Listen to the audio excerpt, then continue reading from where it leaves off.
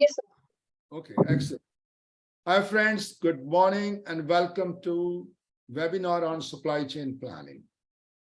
When I use the word supply chain or supply chain management as a broadly, I would say over the last few years, SCM has emerged as a top ranking profession. I was here for the last 2 weeks. I'm in the US. We attended some international conference. In every conference, the focus is on supply chain.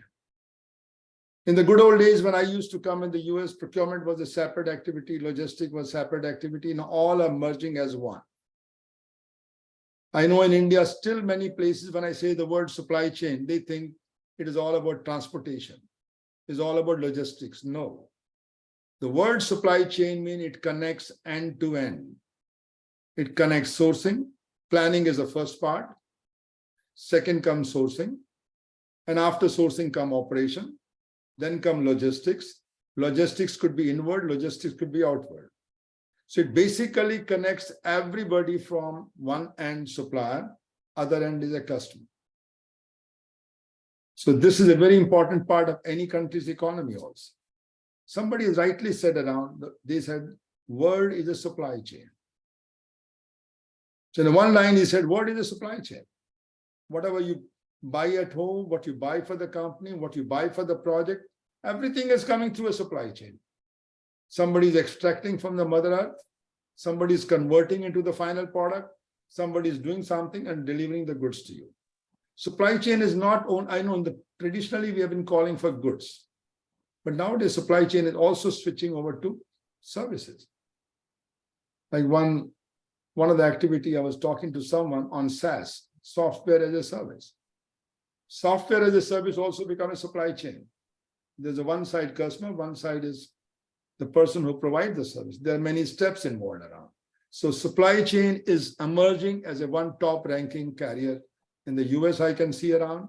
India also, I can see is becoming a very top carrier. Job opportunities are much bigger. So let me see what I'm planning to cover, friends. My topic for today will focus on these key takeaways. What is supply chain planning? Why should we do supply chain planning? What are the key elements of supply chain plan? Understanding the SCP, I'm short word saying SCP process, types of SCP, how do I optimize S&OP? Sales and operation planning. S&OP is one of the key tools of supply chain planning. Then if you're having a tool, now I want to assess is doing good job or a bad job, I have key performance indicators. So what we plan to do objective is to embrace agility and build resilience. We all know very well the supply chain that's going under disruption. It's become a norm now. So the supply chain is becoming a disruption as a norm. So we have to become supply chain as a stronger one. So this supply chain planning plays a key role. Let's try to understand around. If I say role of the supply chain, the overview of the supply chain. Supply chain is one of the fundamental backbone of supporting commerce. Now, today, everything is becoming global. From one country to another country, I have to transfer the goods. Or within the country, I have to transfer the goods. Somebody has to make it, somebody has to buy it. The complete chain end to end is supply chain. If you look in this picture around, it is connecting, starting from the raw material. Second step could be a supplier, giving it to your operational part. Then you are taking after the finishing of the goods to distributors, from distributors to retail, from retail to customer. So this is a very simple version of supply chain. So this is the way it is connecting all the players. Now, if I go to the role of supply chain, as I said in the very beginning, it's a crucial role in the economy of a country. If you look at the country's GDP, and if you look around what supply chain does from beginning to end, it easily contributes roughly around 60% of the country's economy. So it's a very important term. It refers to the network of organization, the people, the players who are involved from beginning. Somebody is extracting raw materials. Somebody is transporting the raw materials. Somebody is making some parts as OEM, supplying to the manufacturing company. Then somebody's getting those products to the distributors, from distributor to retailer, retailer to that. All the activities, including technologies, that's network is called supply chain. As I said to you in the very beginning, it's a highly ranked as a carrier.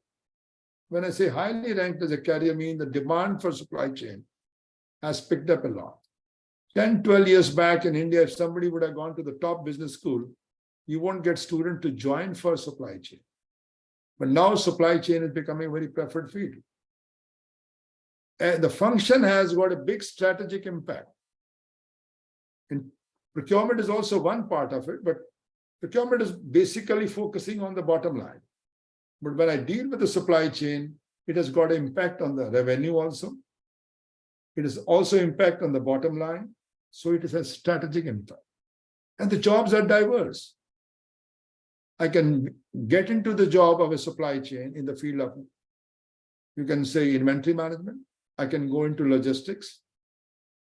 I can get into freight forwards and freight, all those things around, custom clearances. I can go into procurements. So it has a diverse nature of jobs. The key role, if I look around and the contribution of supply chain, the very first thing, it facilitates trade. If your supply chain network is very good, the facilitate trades around. Enhances the productivity and efficiencies. If I know very well that this item is leaving this place and going to this, is going to cover 8,000 miles, around 50 people are involved in the whole chain, I can look back how to make this roadmap smarter. I can improve productivity, I can improve efficiency. It supports job creation. It creates a lot of jobs also. Because supply chain is not transportation. Supply chain also takes care of inward transportation, outward transportation. It also takes care of procurement. It also takes care of my operation part, the manufacturing part. It also takes care of distribution. It also takes care of retailing. So if I look around the job, whether it's in the retailing business, distribution business, operation business, procurement, all are coming as a part of the supply chain, end to end. Now, if this is the data I collected around, how does India ranks into supply chain management? This data is available for all the countries. I know there some of you are from different countries. India has done a good progress, but still we are not much into that, let me be honest. The global hub has been China so far. If I look at the GDP of China, the 40% lives this one, manufacturing. While in India, still we are touching close to 20. India has significant strides in improving the supply chain infrastructures. Because before we come into manufacturing, we come into transportation, the first thing is infrastructure, the capability in this India. So that part, I think India has done wonderfully very well. The global indices which defines it, the globally, when they look at supply chain capability wise, they look at various factors. Infrastructure is one of them. Efficiencies, custom issues. If custom is slow, custom is lazy, custom procedures are complex, logistic qualities, ease of doing business. So we have the very first indexes from the World Economic Forum. Global competitiveness, are we competitive? We rank as 68. Ease of doing work, business in India. Again, given by the World Bank, 63rd. World Bank is given on the logistics side, and the logistics side, it covers many components. It covers custom, it covers infrastructures, it covers international shipment score. All this put together, they're given ranking as 38 out of whatever 140 or 190 countries around. And this is the latest score. So that gives you some idea how India's rank is improving in the field of supply chain management. Now let's look around this. So when we say supply chain, chain is only the link of various networks. Now we have to manage the network. So when we manage the network, it becomes supply chain management. So managing all activities, including technologies, data, resources, and people in the chain end to end. starting from company sales, procurement, sourcing, logistics, production, and customer service, complete end-to-end. That is called SCM. This word was coined in 1982. It does not mean the supply chain was not existing. The concept was existing, but the terminology came in 1982. And before 1982, all activities were in silos. But now they have been all integrated under the name of supply chain management. So you must have seen nowadays when people go for business school, they say, I want to specialize on supply chain management. So this is a very hot areas around. Now, when we talk about supply chain, typically, we are trying to balance the supply side and the demand side. So one side is my demand, other side is my supply. And supply side is sometimes having a problem that I'm not getting the supply. The company is not able to deliver me. On the other side, it could happen the demand has picked up and I'm not able to supply. Our demand has gone down, but my supply is much more. I've got much more inventory. So my money is blocked. So we're trying to balance it. So if we want to have the best one supply chain, we need the right product, right price, right store, right quantity, right customers, right time. Combined together, we have to balance it. So if you look at the whole evolution of SCM, in 1960s, all these departments were independent. Somebody was doing demand forecasting, somebody was doing procurement, purchasing. The word procurement was not there, it was called purchasing. Requirements planning with MRPs, production planning, manufacturing inventories, warehousing, material handling, going up to customer service. So in 1980, they combined all the function, upper one, call them as materials management. Some organizations still calls materials management, typically in public sector. Then we had warehousing, material handling, and physical distribution. So they were all consolidated. In 1990, we got logistics, the transportation part also merged with it. To a lot extent, when we talk of merging these functions, it came because of IT. The technology has helped us to share the information. Earlier, technology was not that good. So in the process, now we are able to merge our information. So it is called supply chain management. And then the terminology came supply chain 1982, but typically if I see the word wide, it started from 2000. So supply chain management has picked up big momentums. Even in the US, when I was here working, procurement was separate, logistics was separate, but now everybody's merging it. They say, guys, we are all together. Now the next thing which is coming in supply chain management is digitalization. Because supply chain now people are saying is under disruption. Today is X demand, and then tomorrow we find after 3 months the demand has vanished, or demand has gone too high. Our supply is not coming around. So we certainly need digitization. We need digital information. We need artificial intelligence to manage it up. So this is how it is at. So this is why this carrier is also becoming very impressive. It is not mechanical process. So you have to be very good savvy on technology as well. So supply chain is becoming an excellent carrier, I would call. But this is the way you could understand from this picture. When we work in an X or Y company, all are sitting, you can see all the 4 peoples. 2 are struggling, and the boat is leaking. Only 2 are struggling, and the rest 2 are relaxing. Same thing happened in many companies. Somebody said, this is not my cup of tea. This is his job or her job. So in a company, we're trying to integrate all the functions. Integration is all about supply chain planning. So now let's come down to supply chain planning. So supply chain management we have seen around. Now supply chain planning is the very first activity. Even when you are in procurement, first thing what you do is procurement plan.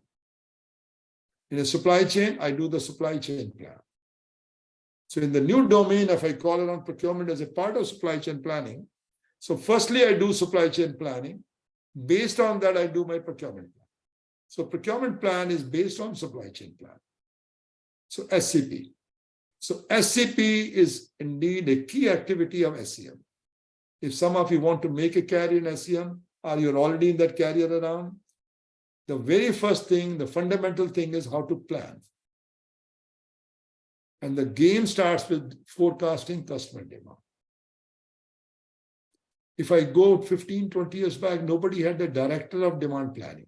Now I see many big companies in the US, they have somebody whose job is only doing demand planning or doing supply chain planning. So this is becoming a very powerful profession. So when we talk of SCP, it's a process of accurately planning. What are we planning? The journey of the material or a product right from the raw material till final customer. If I'm going to make this year 1 million, let's say, air conditioner, then I'll say, guys, how much material is required? I have to arrange the raw material. I have to arrange the ready-made parts around. Then I have to get assembly done. I have to take care of logistics. I have to take care of distribution. Till going to retailer, from retailer going to customer. So the complete journey of material from one end to another end, I have to plan it. I have to draw the roadmap. So that roadmap which we're talking around is called SCP. It lays the basic groundwork for your complete supply chain operation. So what do we do in this case? We do the materials management. We do the waste eliminations. We look around how I can optimize my capitals around is also part of it. Who undertakes SCP? I think this question comes many times.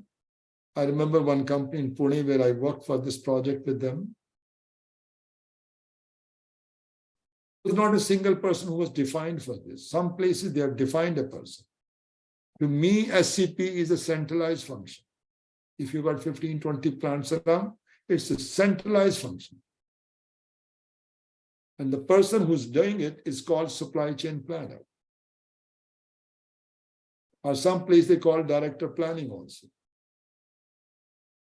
The new trend is supply chain planning is moving away from traditional silo thinking. Traditionally, the finance will make his own plan. Sales will make his own plan. Production will make his own plan. Procurement will make his own plan. And all those plans are not matching. At the end of the day, we are serving customer. And to serve the customer, each department is making his own plan. Are those plans matching up? So this is where the new trend is. We are getting away from silo thinking and trying to merge it up. So these are the key components of SCP. So the very first one is demand management. How do we manage the demand? Second is supply. I have to balance the two. So one side is my demand, one side is supply. I have to manage them. I have to balance them. If supply is more, less of demand, my inventory goes up. If demand is more and supply is less, I lose my customer. The next comes production planning. So naturally, when I'm talking of supply, I have to plan my production. Some production is done in-house. Some I might be outsourcing. So I have to balance all of them to take care of my demand. Operation plannings. So some activity which are going within my company premises, I have to take care of those operations. Sales planning. So now sales, when they do the planning, they have their own forecast, but you may not be agreeing with their forecast. Because forecasts are traditionally very wrong.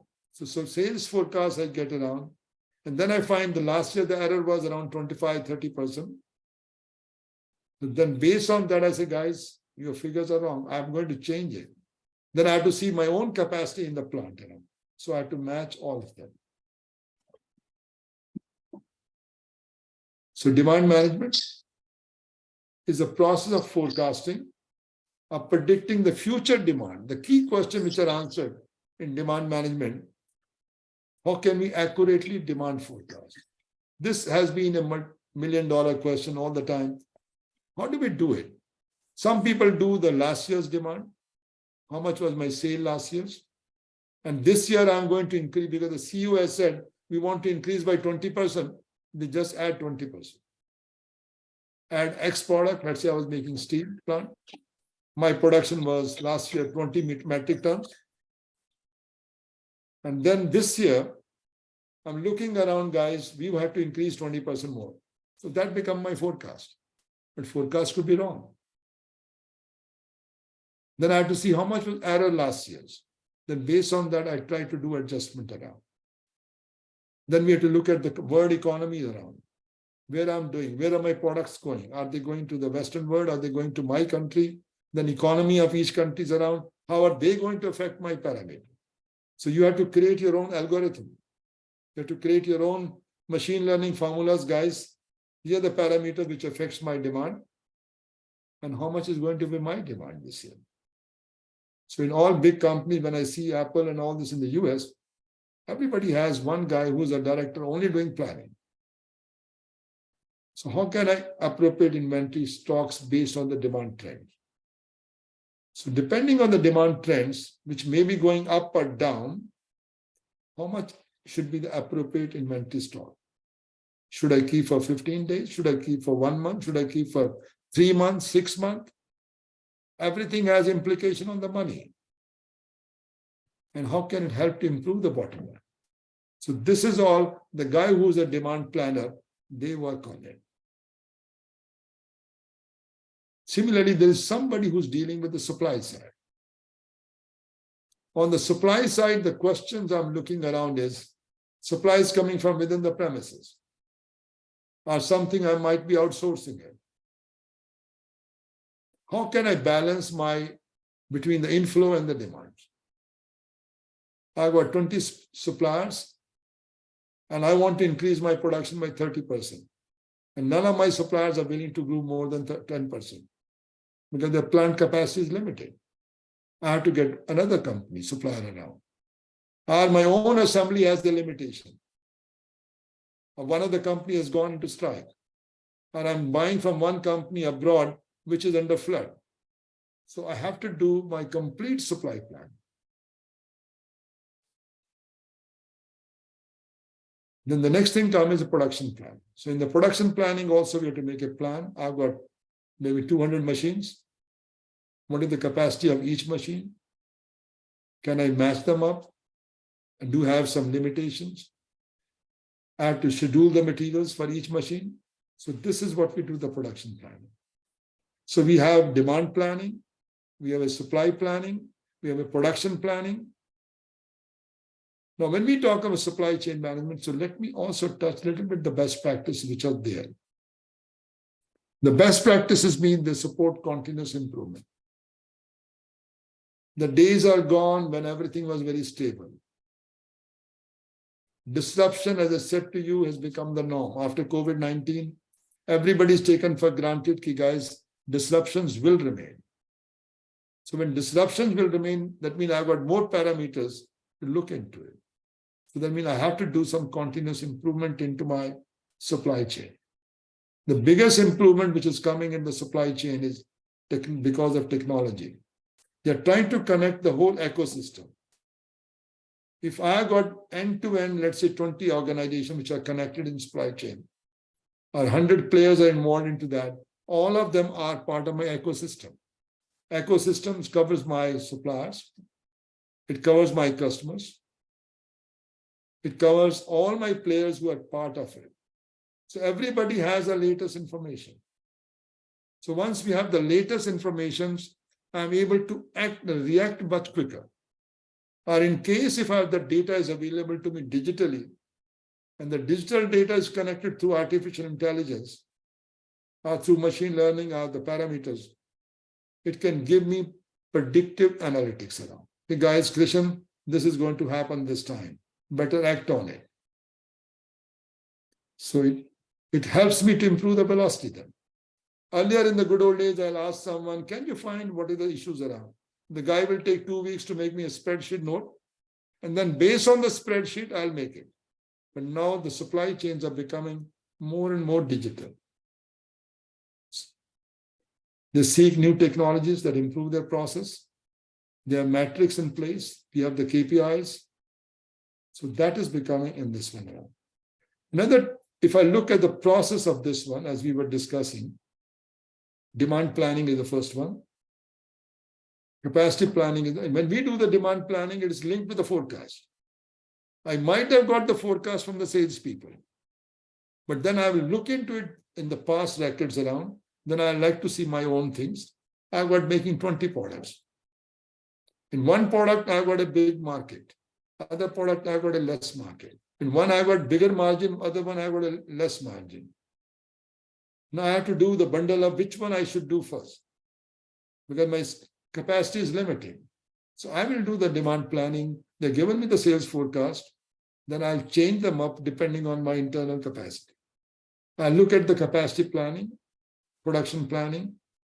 Then sales might have given to some customers commitment around. You guys, these are my key customers. I have to deliver. So I have to look into that part also. Then keeping all these parameters, then I will decide how much inventory I should keep. If my cycle time everywhere is 1 week, 2 weeks, I'll keep 2 weeks inventory. But if cycle time is more than a month, the lead time is more than a month, I may have to keep inventory of more than a month. Or I'm importing something which takes 2 months or 3 months, my inventory level will be for 3 months. So this is where we try to balance up all this thing around. The various tools which are used for supply chain planning. The very first one is called S&OP. So what we do in S&OP, sales and operation planning. So we are trying to balance the two. We are trying to align supply and demand. So in doing this, obviously we are doing the future cost, forecasting of the future sales. We're looking on the production side. We're also looking at the inventory side. So we're trying to balance all three of them. Another thing we do is also master production schedule. What I'm going to do the whole month, how is my machines going to be loaded? I'm going to do MRP. And then just in time, capacity requirement planning, inventory management, so they are all part of SCP. So you can imagine around, in summary, if I had to say around supply chain planning, is nothing but the roadmap of complete end, from raw material till completion. So raw material means somebody is extracting the raw material, somebody is converting it to parts around. So my procurement gets involved. From procurement, it comes to production. The production gets involved. Outsourcing is also involved. Assembly is also involved. Then distribution. That's it. So every plan has to match. So what is S&OP is nothing but one integrated plan. It's a monthly process reviewed by management at an aggregate levels. So the beautiful thing is even the top management gets involved into this. So we make a plan. We spend first week, second week, I'll explain those ones. And the last week, the senior people also join. And then it is an aggregated level plan supported by the C-level people. Reconcile the demand and supply plans at detail. So then we are looking at 18-month horizon. So every time, whenever we make S&OP, although we are clearing from month to month, but we are also having complete 18-month horizons to plan for resources, execute business plans. So both things goes together. So at a strategic level, we are going 18-month horizons, but tactical level, we are working on a month by month. And operational level, maybe even shorter than that. So at a strategic level, 18 months horizon, we have all the time, then 1 month, and then this one. So S stands for ask the sales, then we look around from the sales, then somebody from the demand side convert the sales into demand plan. Then and means the direct integration to supply. An operation plan is purely on the manufacturing side. So you can see on the both side, S&OP, one side is demand. So demand forecast is there.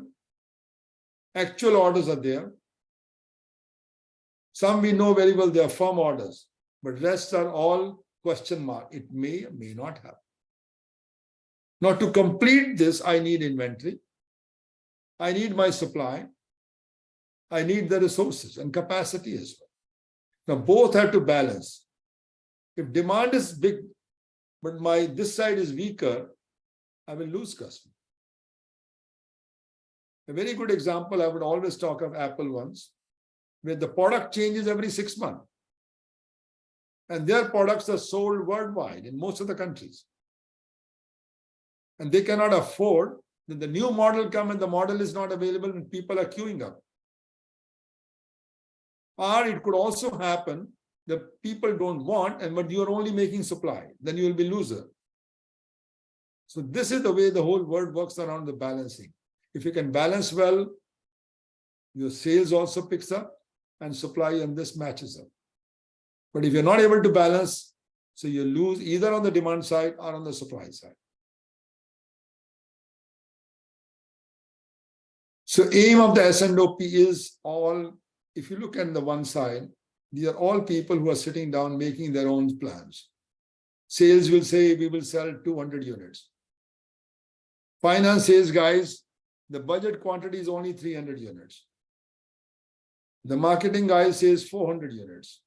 Production says, guys, we will make only 150 units. Everybody's working in silos. And that used to be the practice in the good days. Each one does his own. But now we are trying to put them together. And then each one has to match their plans with the corporate plan, not individual one. It has to match with the business plan. So this is one, traditionally they were all independent. You go down to many big companies, the one I've seen even in 70s and 80s, everybody was doing their own. Or manually somebody will merge them and talk to each one, and used to take more time. But now it's all integrated. And we come with a collective wisdom, guys, what should be the plan? So this is how it works in S&OP step by step. Although you have 18-month horizons, but we look at step 1, data gathering. What are we collecting in the data? Sales actual, sales forecast, statistical forecast in the last 3 years, 4 years. What is the forecast and what was actual? If error was 30%, 40%, which is common, many places we have seen around, and then supply actual. Somebody said we'll sell 10,000 units actual, but real actual was maybe 6,000, and supply was even different than that. Then come the demand planning. So demand planning, based on the combination of this, the guy who's the director of demand planning, they come up with their own forecast. The guy, this is what we're going to do. So data gathering, and the base on the data gathering, we have demand planning. Then the guy who's the head of supply, the head of the supply looks around other side, how much to procure, how much to stock, how much to make in-house. So that is what they do, the planning.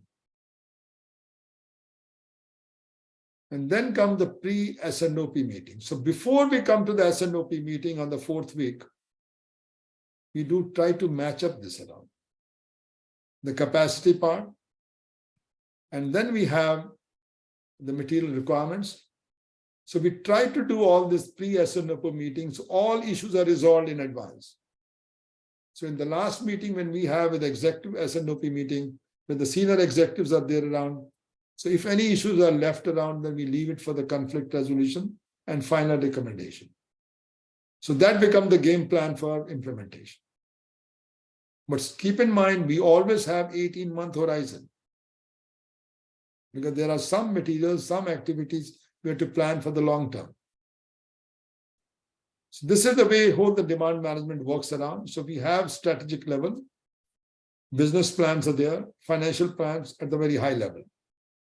Then we do S&OP.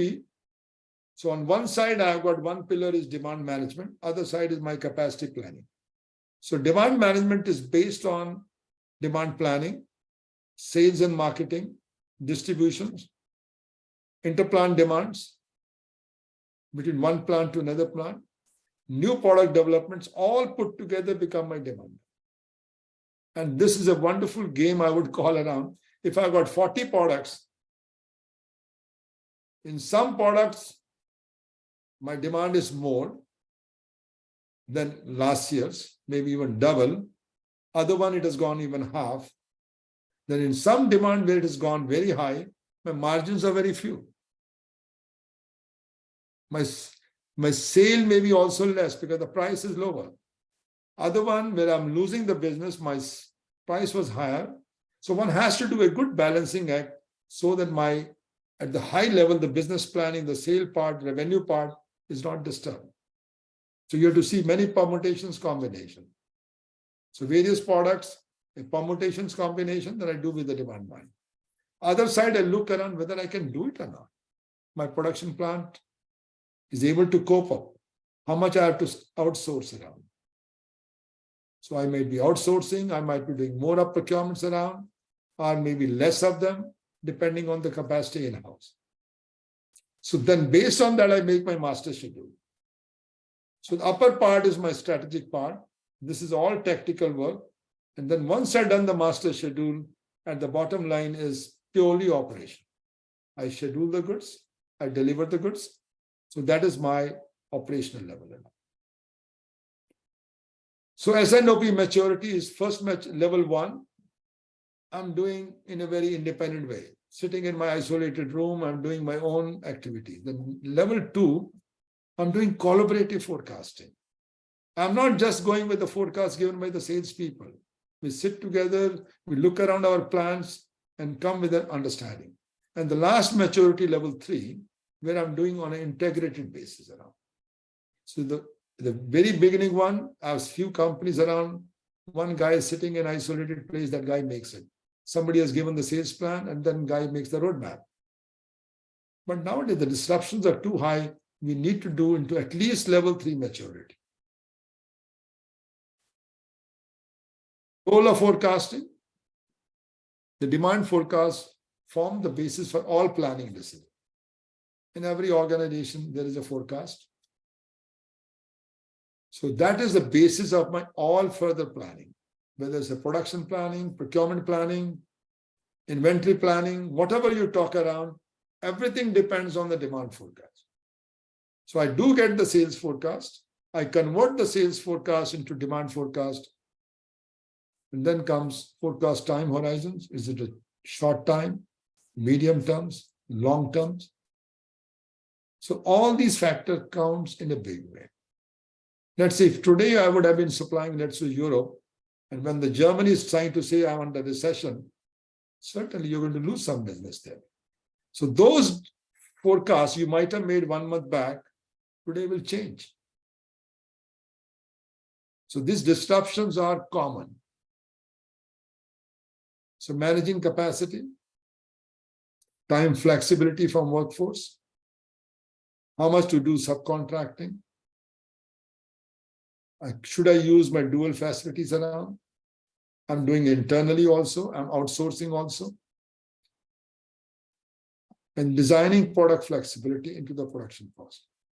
If I want to change the product mix, I might have designed 2 weeks back, I'm going to have product X, 60% of my capacities, product B, product Y, all those things around, I can change them. If I feel some people of my customers have left me, then I should be able to change it. That's what we're looking around. So the standard process when it comes to that, so we have a sales review, we have a supply review, we have operation review. So these all things together, the last week 4 is a pre-executive meeting. So I showed you earlier also in the S&OP, but this goes a little bit more in depth. What do we cover in supply review? What do we cover in operation review? So this is another one, shows you strategic level, tactical level, operational level. At a strategic level, we have the business plan. We have the financial capacity strategies around. Do we have sufficient funds? Then S&OP, when I do around, it is coming at the tactical level. And the last one is operational level. So supply chain, S&OP and supply chain, it starts, one side is a material flow, other side is information flow. So material flow, I'm planning from procurement to manufacturing to distribution to sales. But I can't close my eyes on information. When we started the procurement planning, sales were saying X thing. But now sales come down, okay, guys, after 1 week, sorry guys, these customers have left me now. change the mix of the product around. So that information flow has to be there. Now, question comes, how is this information flow happening around? Is it going with the emails? Or is it going with the network? Or is it going with the portal? So nowadays, for supply chain to manage all the disruption, we need networking, we need digital transformation. So digital transformation is the only one to connect every activities together. Procurement, we never moved much fast on the technology side. But on the supply chain, everybody is moving in the direction, guys. We need to get connected. People are talking of control towers to connect all the players. If all these players, procurement, manufacturing, distribution, all are connected through control towers, any change happens in sales, procurement guys knows it. If my suppliers are also part of it, they also know it. So actions are much quicker. Response time is quicker. So that way we cut down the damage which could have happened because of the delay. Now coming back to the influences on customer demand, historical pattern, yes, this has been traditionally what we were taught in the colleges also. Look at the patterns. Look at the seasonality. Oh, it's a rainy season, this will happen. It's a winter season, this will happen. It's a summer season, air conditioners will pick up. And then we find during summer, the real summer is not there. Our summer has been changed. Climate change has happened around. So when we were expecting the summer will start in April, it starts in June. So this is where I think the pattern could also change around. Externalities, weather could make a big difference on the demand. Internal factors, country's economy, global economy, those can also affect the jobs around. When jobs are affected, other things come up around. So basic approach to demand forecasting is understand the objective of forecasting. So those people who are involved in demand planning, I think they have to look around. Just sales forecast is not good enough. Look around the horizon. Sales people are given you one-time forecast for the whole year. But then you guys sitting as a demand planner has to look around, what is the horizon? Is it 12 months? Is it 1 month? Is it 2 months? Initially for 12 months or 18 months, but then month by month, I work it out. I integrate my planning and forecasting together. Identify the major factor which influence it. Understand the identity customer segments. If I know this customer is a big name, they have got a big brand, and if they are committing to me, this will be okay. And then determine the appropriate forecasting techniques. But keep broadly in mind, no forecast is perfect. If you can get 80 to 90% perfect, you're doing a great job. Forecast accuracies, this should be the priority to improve it. And to improve means you need a good networking. Managing supply, you have to change the strategies around, no inventories. I think that'll be the wonderful thing. I've got no inventories and I can work on it. But typically, real world, it doesn't work. I know we learned in colleges just in time. But now just in time, particularly after COVID-19, everybody says, guys, no, just in case. So instead of JIT, people are talking of just in case now. Level of productions, high capacity utilizations. What is the utilization of my machinery, my production machinery? A lot of assets are gone, a lot of money is blocked in the assets around. How much I'm utilizing it? 90%, 80%? Because after 8 or 10 years, as it is, they become obsolete technology-wise. Now, capacity versus inventory trade-off. Now, one thing comes, if my capacity is low, then only way is I should increase my inventory. Or if my capacity I'm increasing around, I can keep my inventory low. So that's what you need to do, a trade-off. Time flexibility from workforce. More shifts. Earlier we were working 2 shifts, now we'll say, guys, we will work 3 shifts. Subcontracting. I think this part is becoming very useful nowadays, powerful. More and more subcontracting is going on. Look at the pharma companies. Around 25-30% are subcontracting.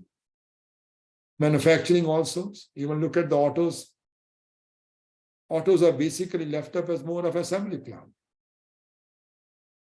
Designing product flexibilities. So managing inventory is the next ones.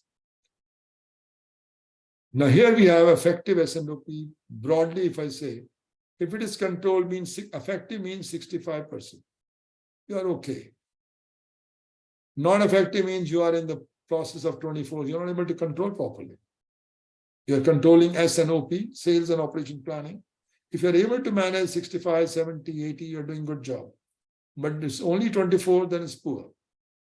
Aligned, 61%. Agility-wise, I'm able to change the product mix. I'm able to change the demand. I'm able to change the proactiveness. So I'm becoming more proactive. Strategic is 26%. It gives you broad thumb rules worldwide what is happening around. The benefits of S&OP, it links the business plan to department operations, provides a means to work for a common goal. It eliminates the counterproductive hidden or unilateral decision, improve the inventory management, more predictable revenue management. It basically improves the revenue, helps you to improve inventory as well. Now, the disruption which we see in supply chain nowadays, first thing is inflation, which is very common. Rising material cost. So in 41% cases, if you are having 100 components, 100 SKUs, so you will find in 41 cases, the prices are changing. Supplier risk is there around, and delays are there around. 36%. Supply shortages. So this is a trend which is happening in the last 1 year. Supply shortages, 35%. Transportation cost. You all know very well, if I go a year back, the cost was, some people told me, was as good as the material cost. But now I think it has been some under control, but still it is 35% more. Demand unpredictability. 33% errors are there around. That means 67% is correct, but the rest is all unpredictable. Trade compliance violations, high customer expectations, lack of supply chain technologies, and labor shortages, and third-party breaches around. So the third-party breach also could happen around. So this is the one disruption which are happening in. Now, to do all this, I'll come down to again that means we have to become demand-driven. We need agility. And agility cannot be done without networking. Each and every activity needs to be connected. It has to be aligned with the business and product management focus. So if we have to come with new products every time, if I'm competing with 20 other companies in my country, I have to change my product. I have to come with a new model. Look at Apple. Every 6 months, they come with a new model around. Same thing happening in any consumer item, FMCG items around, you have to come with that. Even in the vehicles, people do come with the changes around. Sustainable and reliable supply. Sustainability and reliable supply. Sustainable is also becoming a key parameter nowadays. So if you look at the whole SCP matrix, supply chain planning matrix, in procurement, what I do in the long term, I do selection, cooperations, I'm doing collaboration. On the production, I'm doing plant location, facility acquisition. This is at my strategic planning. And mid-term, if I'm doing around at the mid-level, production planning, I'm doing procurement planning, production planning, distribution planning, sales planning. At the lower level, if I stock on an operational level, I'm doing scheduling. Scheduling of procurement, scheduling of production, scheduling of transportation, and order acceptance. So that is a summarized version of the complete matrix. Now, this is the one which different type of supply chain analytics. Now, they are becoming very useful and important. If one side is my changes are too fast, disruption is too much. As I'm sure you all know, the word was called in the good old days VUCA, volatile, uncertain, complex, ambiguous. But now people are saying it is BANI. So B stands for brittle. The product life is very short. I cannot keep inventory for next 2 years, 3 years, no chance. So I need the data all the time, and that data, if it is connected with AI, if I'm going to pull the data, then I'm putting the data on my spreadsheet, I'm going to work on it, it may take me time. But if AI is connected, I get immediately response around on my dashboard. So with the dashboard, I could get descriptive analytics, sales jumped by this. I could get the diagnostic one, I could get the predictive one, and prescriptive one. So it gives me all the one, ultimate decision is yours, but you cut short the cycle time of error. So supply chain planning, what are we doing around? Enhanced throughputs, resource allocations. So we are balancing all of them, and with the help of prescriptive analytics. Benefits certainly reduce the risk around. If I'm doing a good planning, I'm reducing the risk. I'm strengthening my customer loyalties, improving the collaborations, increase efficiencies around. KPIs to assess the effectiveness of SCP. Because broadly, when you're managing a process, you need a good KPI. Reduction in inventories, increase in service level, decrease in production and delivery lead time, improvement in manufacturing capacities, increase in sales revenue per employee. So my KPI, the last one, is very important around increase in sales revenue per employee. Reduction in inventory also, I'll say, guys, it has to cut down by 10% or 5%. Service level. If earlier I was doing in 10 days, can I complete the job in 8 days or 7 days? So we need to come with the quantified KPIs.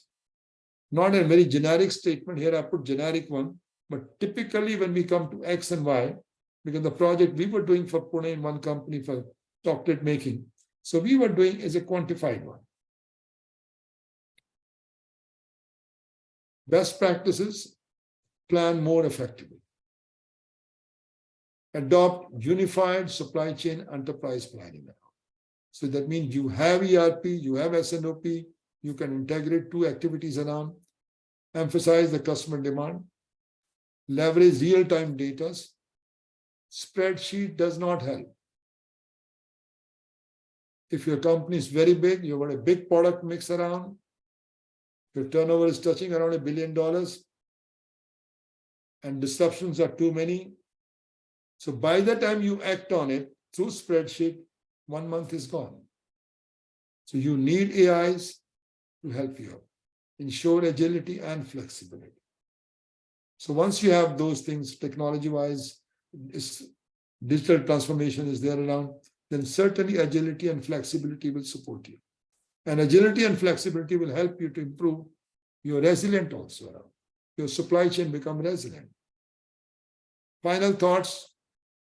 So before I close up, so do we really need supply chain? Let me again put back the questions around. Avoiding change and sticking to inefficient process come with multiple disadvantages.